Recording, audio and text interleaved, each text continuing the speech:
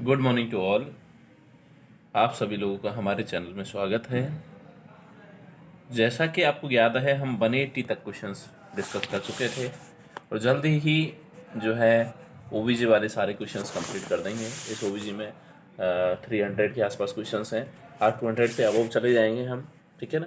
तो अगर आप लोगों ने हमारे चैनल को सब्सक्राइब नहीं किया है तो सब्सक्राइब करें और लाइक एंड कमेंट ज़रूर करें अपने वीडियो पर। इससे आपको भी बेनिफिट है, हमें भी बेनिफिट है, ठीक है ना। चलो हम डिस्कस करते हैं। पहला क्वेश्चन जो आता है 181 आता है और वो क्या बोलता है आपसे, a client is admitted to the birthing unit. एक चीज़ और थोड़ा सा और डिस्कस करना चाहूँगा कि भाई आप लोगों का पेपर है, सब लोग को एक समस्या है कि सर क्या पढ़ें क्या नहीं पढ़ें, ये सबसे बड़ी जो है दुविधा में रहते हैं बच्चे। तो मेरा कहना यह है बेटा, जो आप लोगों ने पहले से पढ़ा हुआ है उन्हीं चीज़ों को पढ़ते रहें, कुछ चीज़ें नहीं देखते रहें, लोड लें नहीं, बिल्कुल भी एकदम टेंशन नहीं लेना है माइंड पे। जो करना था वो कर चुके हैं, बस अब हमारे पास में 20 से 25 दिन जो बचे हुए हैं, उन 20-25 दिन में हम कुछ चीज़ें जो है हमारे कंसेप्ट हैं उनको दोबारा से रिवाइज़ करेंगे, कुछ चीज़ें जो पढ़ी हुई हैं उन्हें वापस से रिवाइज़ करेंगे और हम पेपर के लिए तैयार हो जाएंगे। तो ज़्यादा अभी माइंड पे लोड नहीं लेना है, लोड लेने से आपका नुकसान हो सकता है, आपको ज़्यादा बेनिफिट नहीं मिल सकता है, ठीक है ना। तो माइंड को संतुलन में रखिए, बैलेंस रखिए और आगे पढ़ाई करते रहिए। चलो, एक client is admitted to the birthing unit in active labour. एक पेशेंट है जिसे हमने वर्थिंग यूनिट के अंदर एडमिट कर लिया और वो जो पेशेंट है वो एक्टिव लेबर के अंदर है। Cervical dilation has progressed from 2 से 3 centimetre during an 8 our period. 8 घंटे के पीरियड के अंदर 8 घंटे के पीरियड के अंदर जो है उसका जो डायलेशन हुआ है, सर्विक्स का जो डायलेशन हुआ है वो कितना हुआ है, 2 से 3 सेंटीमीटर हुआ है। The health care provider determine that she has hypotonic dystocia. उसके अंदर डिस्टोसिया है, मतलब लेबर ठीक से नहीं चल पा रहा है और वो उसका रीजन क्या है, हाइपोटोनिक है, मतलब कि अच्छे से कॉन्ट्रैक्शन नहीं आ पा रहे हैं। And an infusion of the oxytocin is prescribe to augment her contraction. मतलब जो कॉन्ट्रैक्शन का जो टोनिसिटी है उसे बढ़ाने के लिए, ऑगमेंट करने के लिए ऑक्सीटोसिन या पिटोसिन जो है मेडिसिन जो है प्रिस्क्राइब की गई है। What is the most important nursing care या एक्शन एट दिस टाइम, क्या करना चाहिए? Checking the perineum for bulging. Bulging के लिए चेक करेंगे। देखो भाई, अगर बल्जिंग होगी तो क्या होगा कि सर्वाइकल जो डायलेशन है वो कंप्लीट हो चुका होगा, उसके बाद में बल्जिंग होती है, क्योंकि जब बच्चा बाहर निकल रहा होता है ना तो उसके बाद में बल्जिंग होती है। यहाँ पे 2 से 3 सेंटीमीटर जो है डायलेट हुआ है, क्या बच्चा बाहर निकलेगा? अभी बाहर नहीं निकलेगा, क्योंकि भाई 10 सेंटीमीटर तक आपका जो है सर्वाइकल जो है ओपनिंग होती है, तो इस वजह से बल्जिंग अभी नहीं होगी। Document the fetal heart rate and its variation, कि हमें डॉक्यूमेंट करनी चाहिए। हाँ, ये तो हमें पूरे लेबर के दौरान ही करनी है, ठीक है। अच्छा, ये भी हो सकता है, आगे देखते हैं। Preparing the client for emergency caesarean birth, की प्रिपेयर करें पेशेंट को इमरजेंसी सिजेरियन बर्थ के लिए। भाई अभी तक ऐसा कुछ नहीं मिला है, हमें कोई ऐसा इंडिकेशन नहीं मिला है कि हमें सिजेरियन बर्थ के लिए जो है जो माँ है उसे प्रिपेयर करना है, क्योंकि अभी हमने पिटोसिन दिया है, मतलब ऑक्सीटोसिन दिया है। ऑक्सीटोसिन और जो पिटोसिन मेडिसिन जो दी है वो ऑगमेंट करेगी आपके लेबर को, आपके डायलेशन को बढ़ा देगी, कॉन्ट्रैक्शन को बढ़ाएगी और जो है लेबर हो सकता है। Monitoring the duration and intensity of the contraction, की मॉनिटर करें कितनी देर तक कितनी तीव्रता के साथ में जो है आपके कॉन्ट्रैक्शन आ रहे हैं। हाँ, क्योंकि आपने अभी मेडिसिन कौन सी दी है, ऑक्सीटोसिन दी है, तो सबसे पहले तो यही आपको ध्यान रखना पड़ेगा कि कहीं इसकी ड्यूरेशन और जो इसकी इंटेंसिटी है वो ज़्यादा तो नहीं हो रही है, क्या ऐसा तो नहीं हो जाएगा कि यूट्रस जो है रप्चर हो जाएगा। तो सबसे पहला काम जो है, अगर आपने ऑक्सीटोसिन दे रहे हैं तो सबसे पहले तो यही देखना है। अगर ऐसा होगा तो क्या होगा, अगर टेटेनिक, हमने पहले भी डिस्कस किया है क्वेश्चन, 2-3 क्वेश्चन डिस्कस कर चुके हैं कि भाई जब टेटेनिक टाइप के कॉन्ट्रैक्शन आने लगेंगे तो सबसे पहला हमारा क्या होगा, इसे हम क्या करेंगे, स्टॉप कर देंगे इस मेडिसिन को, वरना तो क्या होगा, रप्चर वगैरह हो सकता है। तो यहाँ पर बढ़िया आंसर जो हो सकता है, आंसर नंबर 4 होगा, क्योंकि ऑक्सीटोसिन से रिगार्डिंग क्वेश्चन पूछा हुआ है। तो ये क्या करेगा, सीधा सीधा जो है इंटेंसिटी और ड्यूरेशन को बढ़ाएगा, तो इसे ही हमें चेक करना है। नेक्स्ट क्वेश्चन की तरफ बढ़ते हैं और आपका नेक्स्ट क्वेश्चन आता है 182। एक क्लाइंट एट 38 वीक गेस्टेशन, एक महिला है, एक पेशेंट है जो कि 38 वीक गेस्टेशन का है, is admitted for the induction of labour. उसे हमने एडमिट किया है इंडक्शन करने के लिए लेबर का। हर मेम्ब्रेन रप्चर 12 आवर एगो, और उसकी जो मेम्ब्रेन है वो रप्चर हो चुकी है, 12 घंटे पहले उसकी मेम्ब्रेन जो है वो रप्चर हो चुकी है भाई, ठीक है। अच्छा, there are no other sign of the labour, which medication does the nurse anticipate will be prescribe. मतलब ऑगमेंट करने के लिए, लेबर को ऑगमेंट करने के लिए कौन सी मेडिसिन दी जाती है। तो अब इसे बताने की मुझे लगता नहीं कि आपको कोई ज़रूरत होगी, सीधा आप आंसर कर सकते हैं। ऑक्सीटोसिन इसके लिए ड्रग ऑफ चॉइस, होती है, हम करते ही हैं, इसी से तो हम करते हैं भाई, ये तो सबको पता है। अगले क्वेश्चन की तरफ बढ़ते हैं और अगला क्वेश्चन आपका आता है 183 और वो है a client at the 39 week gas station is admitted for the induction of labor. Knowing that several medication are used to induce labor, a nurse identify those that may prescribe, select all that apply. इनमें से कौन सी medicine है जिसे हम apply कर सकते हैं या इंडक्शन ऑफ लेबर को जो है करने के लिए हम जो है यूज कर सकते हैं, कौन सी मेडिसिन है इनमें से? देखो भाई, ऑक्सीटोसिन तो करते ही करते हैं, आपको पता है। मीजोप्रोस्टोल जो होती है ये प्रोस्टाग्लैंडिन होती है, जो हम राइपनिंग वगैरह के लिए करते हैं। राइपनिंग का मतलब होता है जो सर्विक्स होता है उसे क्या कर देते हैं, थोड़ा जो है चिकना कर देते हैं, मतलब राइप कर देते हैं, उसे थोड़ा सा मुलायम कर देते हैं। राइपनिंग करने का काम कर सकते हैं और इंडक्शन ऑफ लेबर में भी यूज़ कर सकते हैं, तो मीजोप्रोस्टोल भी यूज़ की जाती है। एर्गोनोवाइन जो मेडिसिन होती है वो यूज़ नहीं करते हैं, ये पोस्टमार्टम में यूज़ की जाती है, क्योंकि ये जो इसके जो कॉन्ट्रैक्शन होते हैं वो स्पास्टिक कॉन्ट्रैक्शन होते हैं, पूरा दबा देते हैं ये। जबकि ऑक्सीटोसिन वगैरह के कॉन्ट्रैक्शन होते हैं वो ऐसे होते हैं, फॉरवर्ड मूवमेंट में होते हैं, जो बच्चे को धक्का दे रहे होते हैं आगे की तरफ, मतलब ये डिलीवरी में हेल्पफुल होते हैं। जबकि एर्गोनमाइन के जो ये भी एक तरीके से कॉन्ट्रैक्शन तो कराती है, बट ये क्या करती है, स्पास्टिक कॉन्ट्रैक्शन होते हैं, जिसकी वजह से क्या हो जाता है, वहाँ पर बच्चे की डेथ हो जाएगी। इसलिए जब जो आपका यूट्रस खाली होता है, पीपीएस हो रहा होता है, यूट्रस को कॉन्ट्रैक्ट कराना होता है, तब एर्गोनमाइन दे सकते हैं। कार्बोप्रोस्ट की अगर बात करके चलें तो कार्बोप्रोस्ट जो है वो भी एक प्रोस्टाग्लैंडिन है, ठीक है। और जो है ये है, अगर मैं बात करके चलूँ तो ये हम क्या क्या यूज़ करते हैं, ये हम अबॉर्शन वगैरह में दे सकते हैं या पोस्टमार्टम हेमोरेज में देते हैं। डीनोप्रोस्टोन की अगर बात करके चलें तो ये सर्वाइकल जो है रैपनिंग में दिया जाता है और लेबर को इंड्यूस करने में दे सकते हैं, और कई बार इसे हम किस में भी दे सकते हैं, अबॉर्शन को इंड्यूस करने में भी दे सकते हैं। तो बढ़िया आंसर आपका 5 नंबर हो सकता है। ये मेडिसिन जब हम ओबीजी के अंदर पढ़ेंगे तो बहुत डिटेल से पढ़ने वाले हैं, कोई टेंशन वाली बात नहीं है। तो अब अभी हमें इतना ध्यान रखना है कि इसके अंदर जो ये मेडिसिन हमें देनी होती हैं, तो ज़्यादा टेंशन ना लें। हमें जो क्वेश्चन इस तरीके से नहीं पूछा जाता है आपके पेपर में, आपके पेपर में ओनली एक आंसर करना होता है, उसके लिए आपको तैयार रहें। तो आपसे पूछा जाएगा कि भाई लेबर को इंड्यूस करने में कौन सी मेडिसिन दी जाती है, तो एक ही ऑप्शन करना होगा, ऑक्सीटोसिन। समझ रहे मेरी बात, क्योंकि 4 ऑप्शन में से एक ऑप्शन चूज करना होगा। ये मल्टीपल रेस्पॉन्स क्वेश्चन है जो कि आपके पेपर में नहीं आते हैं। अगला क्वेश्चन आता है आपका, एक client arrive at the clinic in the preterm labour. एक पेशेंट है जो कि राव हुआ क्लिनिक के अंदर, प्रीटर्म लेबर के अंदर।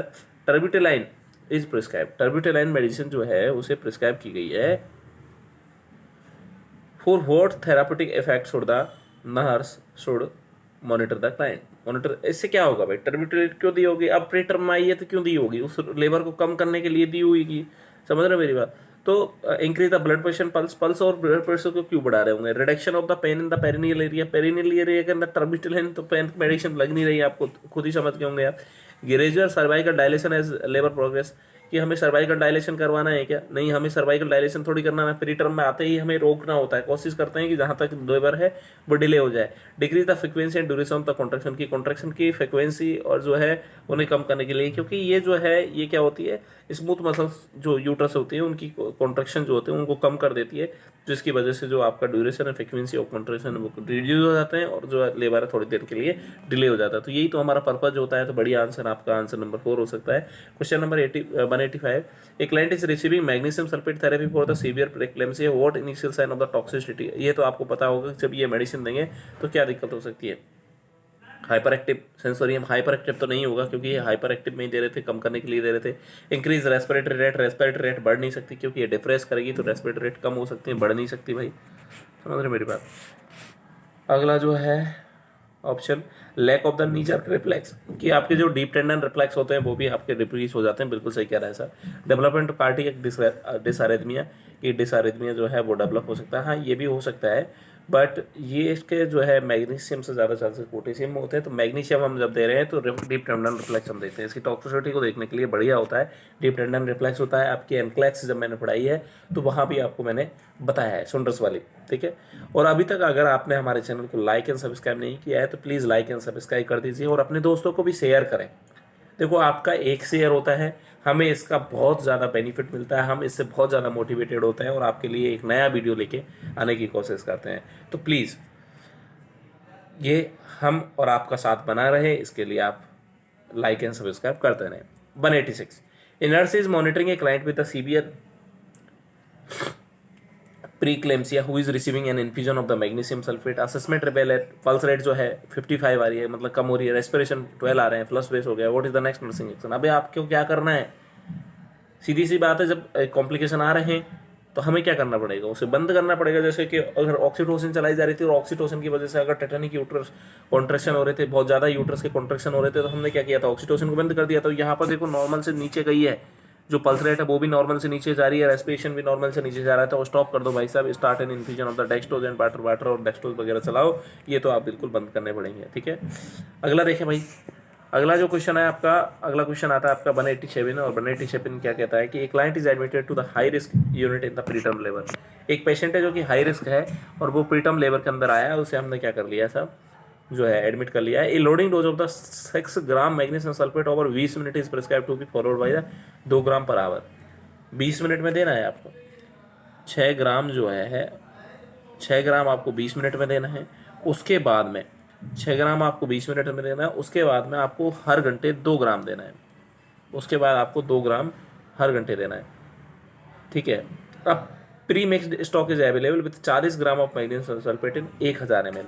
40 ग्राम जो है वो 1000 ml में घुला हुआ है, पहले से आपके पास में 1000 ml में पानी में घुला हुआ है, ऐसे समझो आप। ठीक है, उसके at how many millilitre should a nurse set the infusion pump to complete the loading dose. अब आपको ये देना है 20 ग्राम देना है, 20 मिलीग्राम देना है, सॉरी 6 ग्राम देना है आपको, मात्र 6 ग्राम देना है। 40 ग्राम आपके पास में है और 1000 ml के अंदर है। पहले तो ये सोचे कि 6 ग्राम कितने के अंदर है, उसे 20 मिनट में देना है, तो कितना ml आपको देना है, तो 40 जब मिलीग्राम आपके पास में है, समझे मेरी बात, 40 ग्राम आपके पास में है मैग्नीशियम सल्फेट इन 1000 ml, देना आपको 6 ग्राम है। तो पहले तो ये निकालें आप कि इसे कैसे हम जो है कोशिश करें, देखो कैसे निकालेंगे इसे।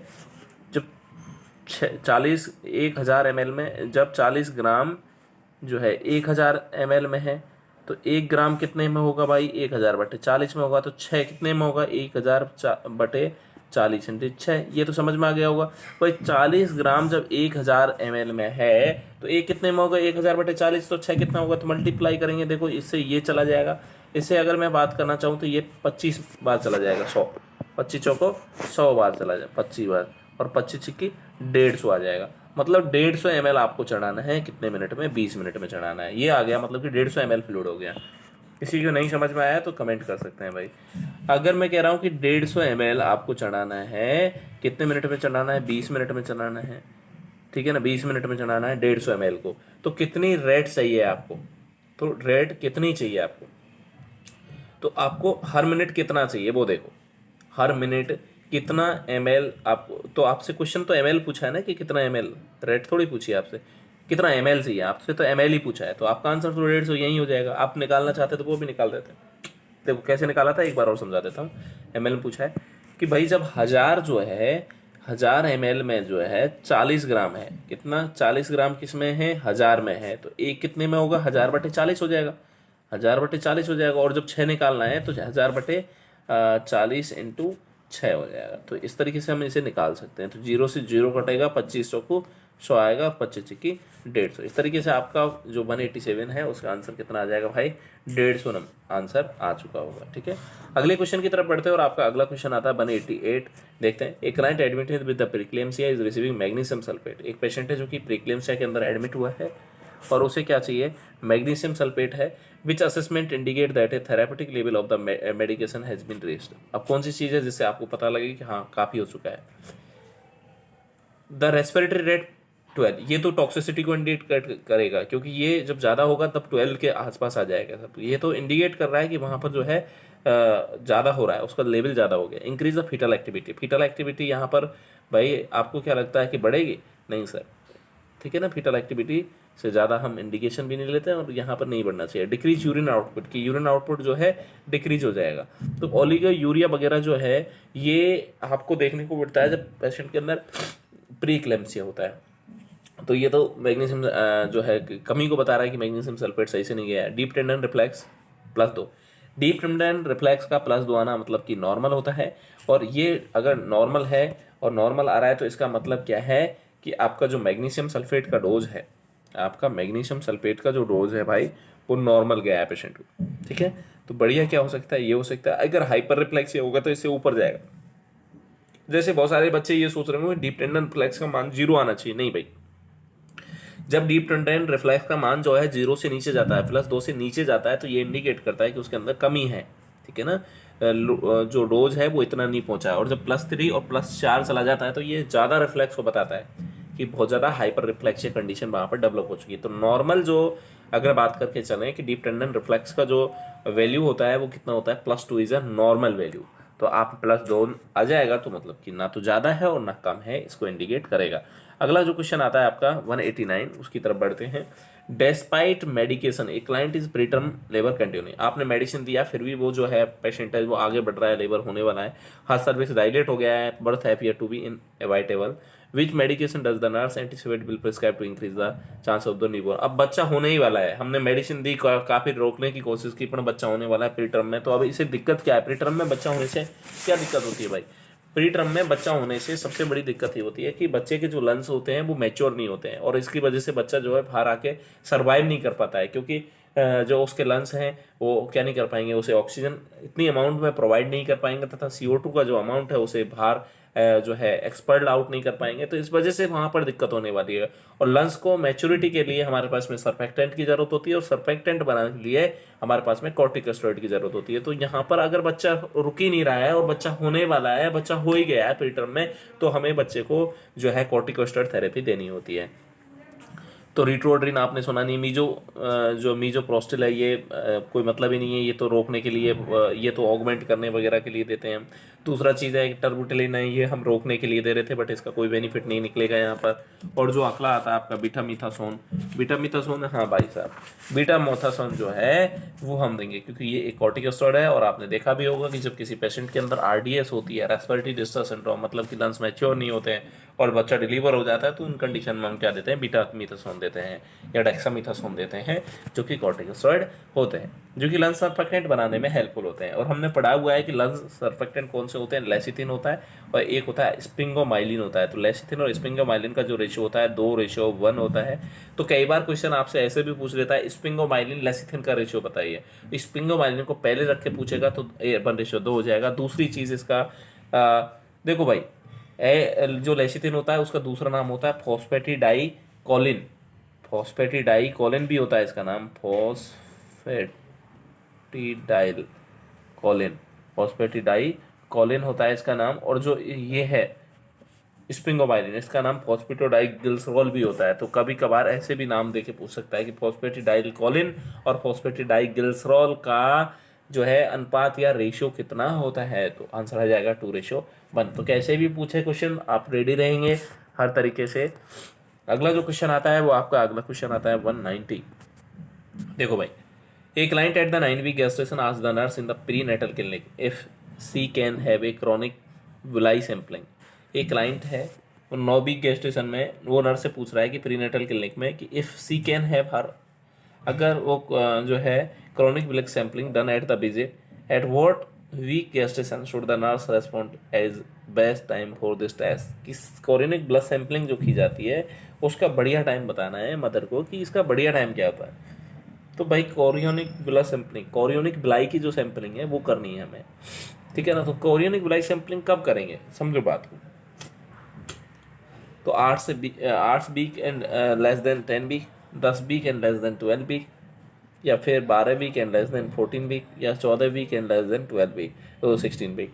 तो सबसे बढ़िया चीज़ तो ये है कि हम जब इनको डिस्कस करेंगे, जो एमनियोटिक फ्लूइड सैम्पलिंग है वो भी पढ़ेंगे, CBS पढ़ेंगे, कॉर्डोसेंटेसिस पढ़ेंगे, तो उनको एक साथ देखने की कोशिश करेंगे। और यहाँ मैं बता देता हूँ आपको कि कोरियोनिक जो ब्लड सैम्पलिंग की जाती है उसका जो आइडियल टाइम होता है, वो आइडियल टाइम कितना होता है, 10 वीक से 12 वीक के आसपास जो है उसका आइडियल टाइम होता है। तो बढ़िया आंसर आपका 2 नंबर हो सकता है, ठीक है। अगले क्वेश्चन की तरफ बढ़ते हैं और अगला क्वेश्चन आता है आपका 191। The nurse is assessing a client with a tentative diagnosis of hydatidiform mole, कि उस महिला के अंदर क्या है, हाइड्रेटिफॉर्म में मोल है। Which clinical findings should the nurse anticipate, क्या होगा, hypotension, decrease foetal heart rate. जब हाइड्रेटिफॉर्म मोल है तो समझो भाई वहाँ पर किसी भी मोलर प्रेगनेंसी होगी तो वहाँ पर हार्ट रेट तो होगी नहीं ना भाई, बिल्कुल ही नहीं होगी, समझ रहे हो मेरी बात। हाइपोटेंशन, हाइपरटेंशन नहीं होगी भाई, यहाँ पर हाइपरटेंशन होगा। मोलर प्रेगनेंसी में हमेशा हाइपरटेंशन देखने को मिलता है। इसके अंदर अनयूजुअल यूट्राइन इनलार्जमेंट, मैं कितने दिनों से बता रहा हूँ कि जब मोलर प्रेगनेंसी होती है या ओवेरियन कैंसर होता है तो जो यूट्रस की जो साइज है ना वो अनयूजुअल तरीके से बढ़ती है, बहुत तेज़ी से बढ़ती है, बहुत ज़्यादा बढ़ती है, ठीक है ना। दूसरा है पेनलेस हैवी वेजाइनल ब्लीडिंग। जब वेजाइनल ब्लीडिंग आएगी तो ऐसा कुछ भी नहीं है कि बहुत ज़्यादा वेजाइनल ब्लीडिंग आए, थोड़ी बहुत वेजाइनल ब्लीडिंग हो सकती है। तो बड़े हैं आंसर जो यहाँ पर हो सकता है वो इस क्वेश्चन का आंसर हो सकता है आपका अनयूजुअल यूट्राइन इनलार्जमेंट। ये ओवेरियन कैंसर में भी ऐसा ही होता है, मोलर प्रेगनेंसी वगैरह में भी ऐसा देखने को मिलता है सर। अगले क्वेश्चन की तरफ बढ़े और अगला क्वेश्चन जो आता है आपका 192 आता है। A nurse is obtaining a health history from the client with a diagnosis of ruptured tubal pregnancy. उसके अंदर ट्यूबल प्रेगनेंसी थी, मतलब कि फैलोपियन ट्यूब के अंदर बच्चा लगा हुआ था और वो रप्चर हो गया है। At what point in the pregnancy does the nurse expect the client to state when the low abdominal pain and vaginal bleeding started. कब ऐसा होगा, ठीक है ना, जब ट्यूब जो है, ट्यूब की जो साइज है वो बच्चे की साइज से छोटी पड़ने लगेगी, मतलब बच्चा जो है इस ट्यूब की साइज से बड़ा होने लगेगा। पहले तो बढ़िया लग गया, कोई दिक्कत नहीं है, इतना था जब तो ठीक है ये झेल पाएगी, फिर इतना हुआ ठीक है ये झेल पाएगी, फिर धीरे धीरे इतना हुआ फिर झेल पाएगी, और जैसे इससे होगा तो ये फट जाएगी। तो जब ये कब फटेगी, at the end of the first trimester, about the 6 week of pregnancy. कि 6 वीक ऑफ प्रेगनेंसी में या 8 वीक तक नहीं चल पाएगी भाई, फर्स्ट ट्राइमेस्टर में नहीं चल पाएगी। फर्स्ट ट्राइमेस्टर का मतलब है आपका समझ रहे हो मेरी बात, फर्स्ट ट्राइमेस्टर में सारे ऑर्गन सिस्टम सारे बन जाते हैं, मतलब बहुत बड़ा हो जाता है बच्चा, तो ये नहीं चल पाएगी, ठीक है। दूसरा देखें ऑप्शन, अगर ऑप्शन देखने की कोशिश करें हम तो इसके ऑप्शन आ रहे हैं साहब, Midway through the second trimester, second जब फर्स्ट ट्राइमेस्टर कोई पूरा क्रॉस नहीं कर पा रही तो ये तो चलेगी नहीं। When the first menstrual period was missed, ऐसा भी नहीं है कि 1 महीने के अंदर है। तो लगभग आंसर कौन सा चला गया आपका, आंसर जो है आंसर आपका चला जाएगा साहब ये वाला आंसर जो है, लास्ट वाला सेकंड वाला जो आंसर है वो आपका आंसर हो जाएगा। About the 6 week of the pregnancy, लगभग जो है 6 वीक, मतलब कि 1-1.5 महीने तक वो प्रेगनेंसी चलेगी और उसके बाद में वो प्रेगनेंसी को आपको क्या करना पड़ेगा, टर्मिनेट। मतलब टर्मिनेट क्या मतलब कि वो रप्चर कर देगी, तो इस वजह से हमें याद रखना पड़ेगा सर। तो अगले क्वेश्चन की तरफ बढ़ते हैं और अगला क्वेश्चन आपका आता है 193। Which sign of the symptom lead a nurse to suspect that a client has a tubal pregnancy? आपको कैसे सस्पेक्ट हो कि उस महिला के अंदर जो है ट्यूबल प्रेगनेंसी हुई है। Painful mass centre in the abdomen, कि पेनफुल मास लगे होंगे centre in the abdomen. Abdomen के सेंटर में कैसे जा सकती है भाई, समझो बच्चा इतना बड़ा थोड़ी है कि एब्डोमेन के सेंटर में चले जाएगी, अम्लाइस तक अभी तक चला जाएगा, इतना तो बढ़ी नहीं पाती है प्रेगनेंसी, समझ रहे हो मेरी बात, तो वहाँ तक क्यों होगा ही नहीं। Lower abdominal cramping for 1 week, कि लोअर एब्डोमेन है उसके अंदर क्या होने लगेगी, क्रैम्पिंग होने लगेगी, ठीक है। तो दूसरा, ए शार्प लोअर राइट और left abdominal pain radiating to shoulder. अब ये बात समझ में आ गया होगा कि जो फैलोपियन ट्यूब होती है या तो राइट में होगी या लेफ्ट में होगी। भाई दोनों फैलोपियन ट्यूब होती है, एक राइट में होती है एक लेफ्ट में होती है, तो दोनों में तो लगा नहीं होगा, एक में लगा होगा, तो या तो राइट साइड में लगा होगा या लेफ्ट साइड में लगा होगा, तो सेंटर में नहीं होगी भैया। और दूसरी चीज़ ये समझेंगे कि जब हमारा यूट्रस जो है, यूट्रस में जो फैलोपियन ट्यूब लगी हुई है वैसे लगी हुई हैं, तो या तो राइट साइड में पेन होगा या लेफ्ट साइड में पेन होगा। जहाँ पर लगा हुआ है तो बिल्कुल बढ़िया बोल रहा है sir. Leucorrhoea dysuria few day after the first menstrual period, leucorrhoea वगैरह तो वैसे भी नॉर्मल होता है, तो इतना ज़्यादा घबराने की जरूरत नहीं है। बेहतर आंसर यहाँ पर हो सकता है तो left light abdomen pain radiate to shoulder, और ये कई बार जो पेन होता है वो शोल्डर तक हमारा क्या करता है, रेडिएट होता है सर। अगले क्वेश्चन की तरफ बढ़ते हैं और आपका अगला क्वेश्चन आता है 194। ये nurse is caring for the client who had a spontaneous abortion, for what complication should the nurse assess this client. एक पेशेंट है जिसको स्पॉन्टेनियस अबॉर्शन हो गया है, तो हम किस कॉम्प्लिकेशन के लिए इसे देख सकते हैं। तो कॉम्प्लिकेशन जो है एक ही होता है, वो आपको पता ही है, हीमोरेज होता है, मतलब कि पोस्टपार्टम हेमरेज। अब यहाँ पर क्या होगा, अबॉर्शन होने के बाद में भी यही कंडीशन डेवलप होती है, क्योंकि अबॉर्शन जब होता है तो यूट्राइन कॉन्ट्रैक्शन हो जाते हैं, उसके बाद में ये यूट्रस है वो अपनी जो है प्रीवियस अवस्था में नहीं लौट पाए। अगर प्रीवियस अवस्था में नहीं लौट पाएगा तो जो है एक फ्लैवी टाइप का यूट्रस रहेगा, या मैं बोल सकता हूँ कि वो अच्छे से जो है रिजिड नहीं हो पाएगा, तो वहाँ हेमरेज के चांसेस बढ़ जाएंगे। तो बढ़िया आंसर आपका जो हो सकता है यहाँ पर हेमरेज होगा साहब। अगले क्वेश्चन की तरफ बढ़ते हैं और आपका अगला क्वेश्चन जो आता है, अगला क्वेश्चन है 195 है। A nurse is caring for the client who had a spontaneous abortion, उसे स्पॉन्टेनियस होता है अबॉर्शन हो चुका है। The client for ask why है स्पॉन्टेनियस अबॉर्शन अकर, क्यों हुआ है भाई। The nurse response that they are most commonly cause by, कि ये किस वजह से होता है, ज़्यादातर इसका कारण क्या होता है। तो ज़्यादातर फिजिकल ट्रॉमा या अनरिजॉल्व्ड स्ट्रेस या कंजेनाइटल डिफेक्ट या एम्ब्रियोनिक डिफेक्ट। तो सबसे ज़्यादा जो कारण होता है भाई साहब वो होता है साहब आपका एम्ब्रियोनिक डिफेक्ट्स होते हैं।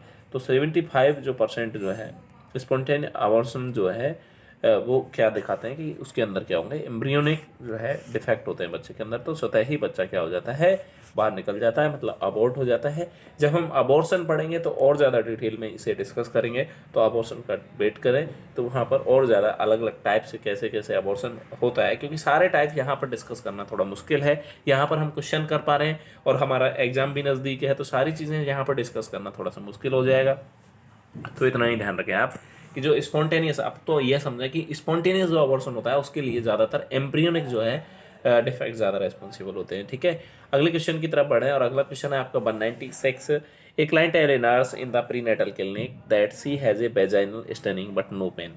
मतलब एक पेशेंट आती है और वो आती है प्रीनेटल क्लिनिक पर और वो बताती है कि उसे थोड़ा बहुत वेजाइनल ब्लड आया है बट पेन नहीं है। Her history reveal the amenorrhoea for last 2 महीने, मतलब उसे 2 महीने से क्या है, एमनोरिया चल रहा है सर, 2 महीने से उसे एमनोरिया है, मतलब उसका पीरियड नहीं आता है। ठीक है, and pregnancy confirmation after her first missed period, और उसका प्रेगनेंसी है वो भी कंफर्म हो गया। She is admitted to high risk unit because he she may have spontaneous abortion. What type of the abortion is suspected, कौन सा type का लग रहा है, ये तो थ्रेटन है ना, तो यहाँ पर कुछ प्रोडक्ट वगैरह बाहर आए हैं या कुछ भी नहीं हुआ है, तो ठीक है, तो ये थ्रेटन अबॉर्शन की कैटेगरी में आता है। जब थोड़ा सा भी ब्लड आए तो उसे थ्रेटन अबॉर्शन की कैटेगरी में हम रखते हैं साहब। अगला चलते हैं, अगला जो है, देखो भाई आज मेरी तबीयत भी ख़राब नहीं है, फिर भी आप तबीयत ख़राब है फिर भी मैं आपके लिए जो है वीडियो बना रहा हूँ, तो कोशिश करें आप थोड़ा सपोर्ट करें। अगर आपने लाइक और सब्सक्राइब नहीं किया है हमारे चैनल को तो प्लीज़ लाइक एंड सब्सक्राइब करें। ठीक है, देखो नाइट ड्यूटी है, नाइट ड्यूटी के बाद में एक तरफ जो है तबीयत भी ख़राब है, फिर भी आप लोगों के लिए वीडियो बनाई जा रही है, तो प्लीज़ थोड़ा आप भी हमें सपोर्ट कीजिए। 197 A few hours after being admitted to the hospital with a diagnosis of the inevitable abortion at 16-week gestation, given begin to experience bearing down sensation and suddenly expel the product of conception in bed, what should the nurse do first? मतलब क्या हुआ कि 16 week का gestation था, उसे क्या होने लगा, एक्सपीरियंस होने लगे, बियरिंग डाउन सेंसेशन आने लगे कि भाई, तो यहाँ पर जो बियरिंग डाउन सेंसेशन है, समझे बात को, मतलब कि उसे ऐसा लग रहा है कि बच्चा होने वाला है, and suddenly expel the product of the conception in bed, और वो जो कंसेप्शन है उसके प्रोडक्ट को बाहर निकाल देता है। तो इसमें हमें क्या करना है भैया, समझे बात, क्या करना चाहिए।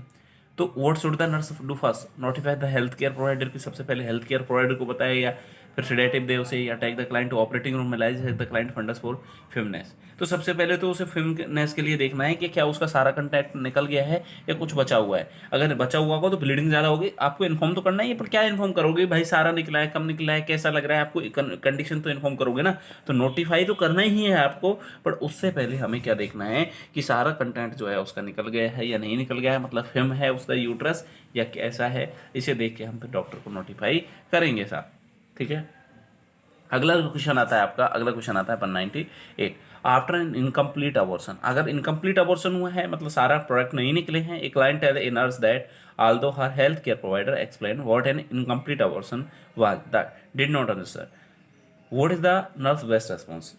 वो जो महिला है जिसे इनकम्प्लीट अबॉर्शन आ रहा है वो बता रही है कि भैया मुझे हेल्थ केयर प्रोवाइडर ने समझा तो दिया है कि क्या होता है इनकम्प्लीट, मुझे समझ नहीं आया, तो आप कैसे उसे दोबारा से समझाने की कोशिश करेंगे। देखो कि I don't think you should focus on this any more, कि आपको इस चीज़ पे ध्यान नहीं देना चाहिए, या this is when the fetus rise what is retain in the uterus for at least 2 months की बच्चा मर जाए और वहीं रहे, तो ये नहीं होता है भाई, ये मिस्ड अबॉर्शन होता है। I think it is the best if you ask your health care provider for answer to that question, कि अगर आपका ये क्वेश्चन है तो आप हेल्थ केयर प्रोवाइडर से पूछिए, मुझसे नहीं पूछिए, तो ये तो थोड़ा और भी एकदम कॉन्फ्लिक्टिंग आंसर हो जाता है। This is an when the fetus is expelled but other part of the pregnancy remain in the uterus, मतलब कुछ पार्ट निकल जाते हैं, कुछ पार्ट अंदर रह जाते हैं, उसे हम क्या बोलते हैं, इनकम्प्लीट अबॉर्शन बोलते हैं। तो ये बिल्कुल एकदम से सही से बहुत बताया है उसने, तो बढ़िया आंसर यहाँ पर हो सकता है, तो answer number 4 is a better answer. अगले क्वेश्चन की तरफ बढ़ते हैं और आपका अगला क्वेश्चन आता है 199। A client asked the nurse at the prenatal clinic whether she can continue to have sexual relation while pregnant.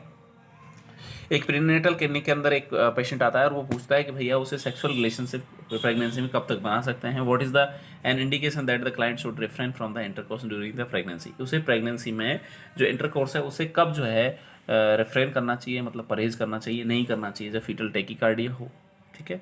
दूसरा जो है प्रेजेंस ऑफ लिक्यूरिया हो। तो देखो, अगर मैं बात करके चलूँ, अगर फीटल टेकिकार्डिया की बातें करके चलो तो फीटल टेकिकार्डिया होना स्वाभाविक है, जब भी आप इंटरकोर्स करेंगे तो होगा साहब।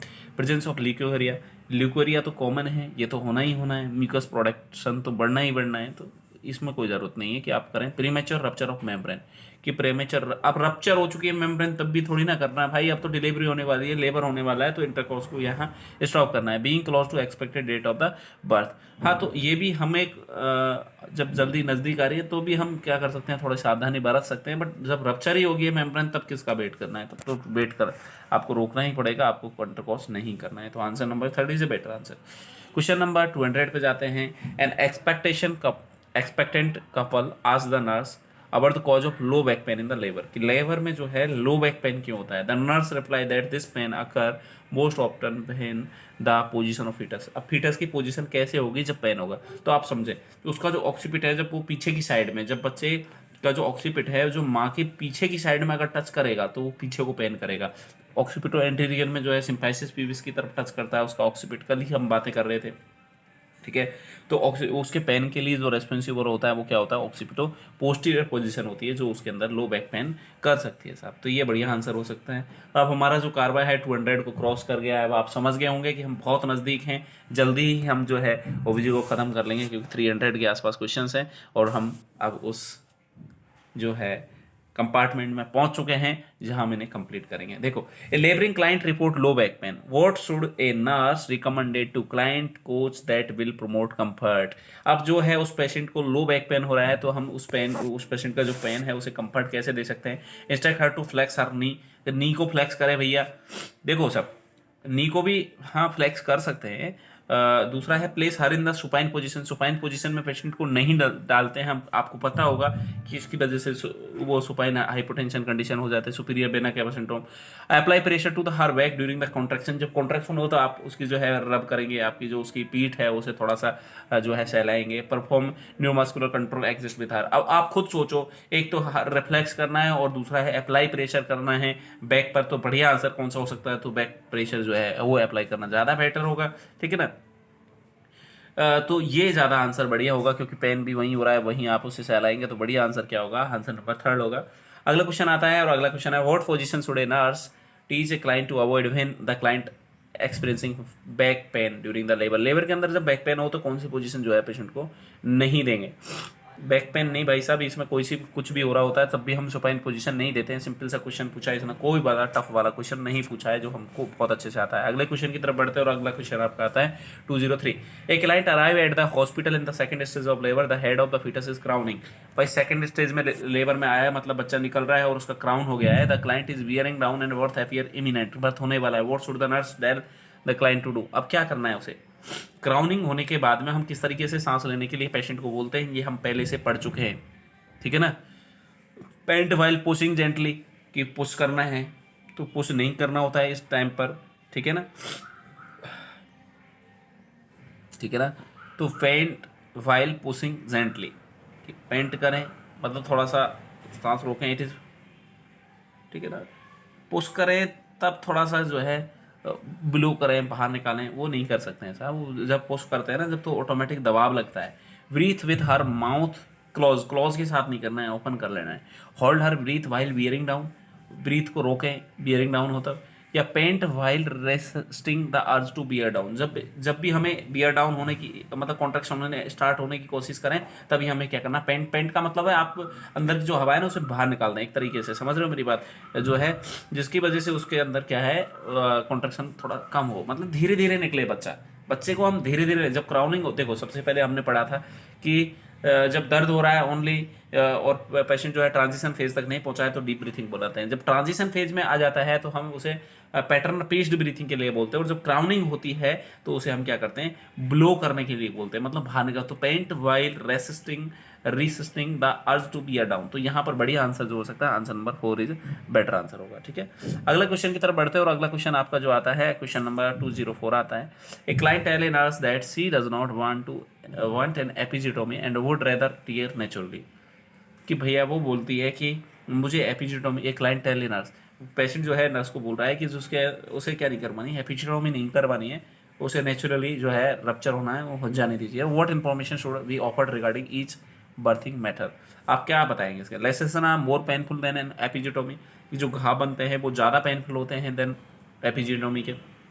तो ऐसा तो नहीं होता है भाई, लेस पेनफुल होते हैं, ये सिंपल बात है। Lacerations are easier to repair than episiotomy, कि एपिजिटोमी की तुलना में जो आपके लेसरेशन होते हैं वो जल्दी, उसका जो घाव है वो जल्दी ईजियर हो जाता है रिपेयर। हाँ, रिपेयर तो जल्दी होगा क्योंकि और नेचुरली कटा है तो वो जल्दी रिपेयर हो जाता है। बिल्कुल एकदम बात सही कह रहा है। An episiotomy causes less posterior trauma than laceration, कि पोस्टीरियर जो ट्रॉमा होता है, जो है ना, पोस्टीरियर ट्रॉमा जो होता है वो कम होता है, नहीं ट्रॉमा ज़्यादा होता है साहब, इसलिए तो काम नहीं बढ़ता है। And episiotomy is preferred over laceration according to evidence based practice. Episiotomy जो है वो प्रेफर्ड ज़्यादा की जाती है देन आप जो ये परफॉर्म करते हो क्या, according to evidence based practice के अकॉर्डिंग। तो देखो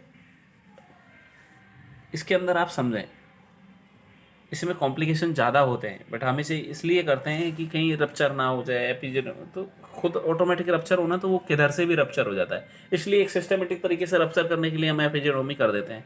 वैसे लेसरेशन जो होते हैं वो भी घाव वगैरह जो है वो जल्दी बढ़ते हैं। आप खुद समझें कि आपने एक तो ब्लेड से काटा है, आपकी सर्जरी हुई है, तब जो घाव बढ़ता है वो कितना लेट बढ़ता है, जबकि आप कहीं गिरे और ऑटोमेटिक जो घाव बढ़ेगा वो थोड़ा जल्दी बढ़ता है। तो समझ गए होंगे आप बात को।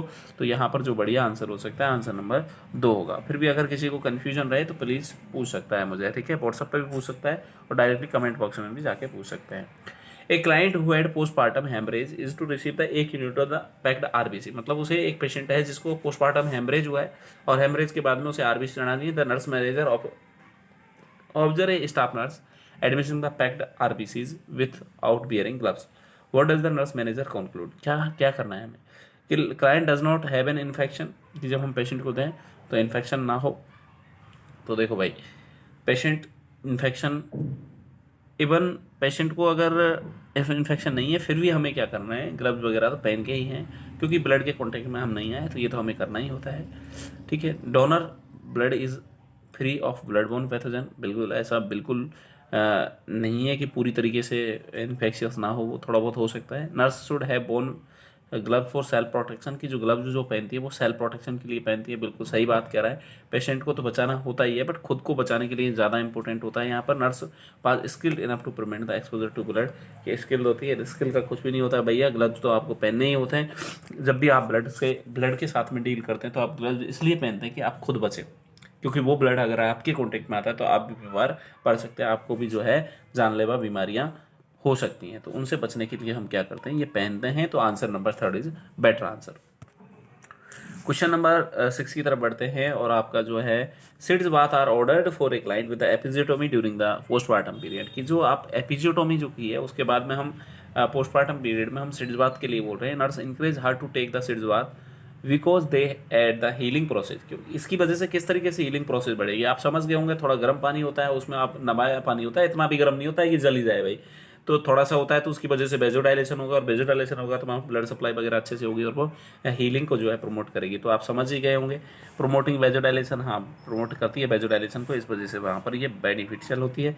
क्लीनिंग पेरिनियल टिश्यू की क्लीनिंग होने की वजह से ऐसा नहीं है कि वहाँ पर बहुत ज़्यादा जो है उसकी हीलिंग प्रोसेस बढ़ रही है। सॉफ्टनिंग द इंसिजन साइड की सॉफ्ट कर रही है या टाइटनिंग द, तो ये कुछ नहीं है, आपका जो है बेजोडाइलेशन करती है और उस वजह से वहाँ पर हीलिंग प्रमोट हो जाती है। Question number 207, an infant is born precipitously in the emergency department, what should the nurse do? First, सबसे पहले अब नर्स को क्या करना है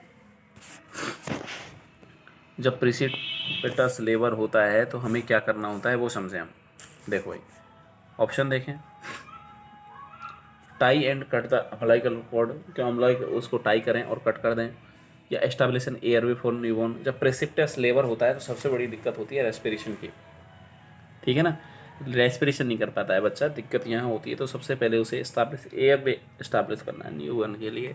उसका म्यूकस विकस जो निकला और जो म्यूकस वगैरह है उसके अंदर उसे निकालो और उसे क्या करो, रेस्पिरेशन के लिए तैयार करो साहब।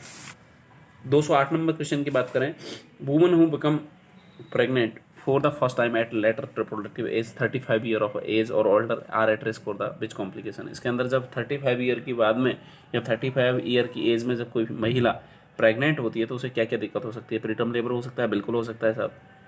मल्टीपल गेस्टेशन, हाँ ये भी चांसेस बढ़ जाते हैं। डेवलपमेंट ऑफ सीजर, सीजर का कोई रिलेशन नहीं होता है। क्रोमोसोमल अबनॉर्मलिटी के चांसेस बढ़ जाते हैं। फर्स्ट ट्राइमेस्टर में ब्लीडिंग के चांसेस भी बढ़ जाते हैं। ये सारे चांसेस हो सकते हैं, बट इस तरीके का क्वेश्चन आपसे नहीं पूछा जाता है। आपको पता होगा कि मल्टीपल रेस्पॉन्स क्वेश्चन है, आपसे जो है मल्टीपल चॉइस क्वेश्चन पूछा जाता है, मतलब एक ही आंसर करना होता है आपको। तो बढ़िया आंसर क्या है यहाँ पर, 1 2 4 5, ठीक है। 209 आज का सेकेंड लास्ट क्वेश्चन है, a primigravida is concern about the health of the her baby and asks the nurse what is the most common cause of death of baby.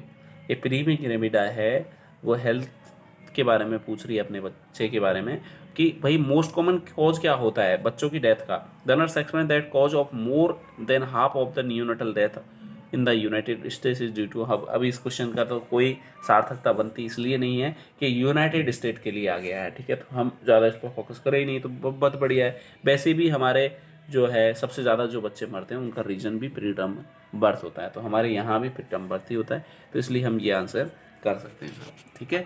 अगले क्वेश्चन की तरफ बढ़ते हैं और अगला क्वेश्चन आपका last and final आज का लास्ट क्वेश्चन है।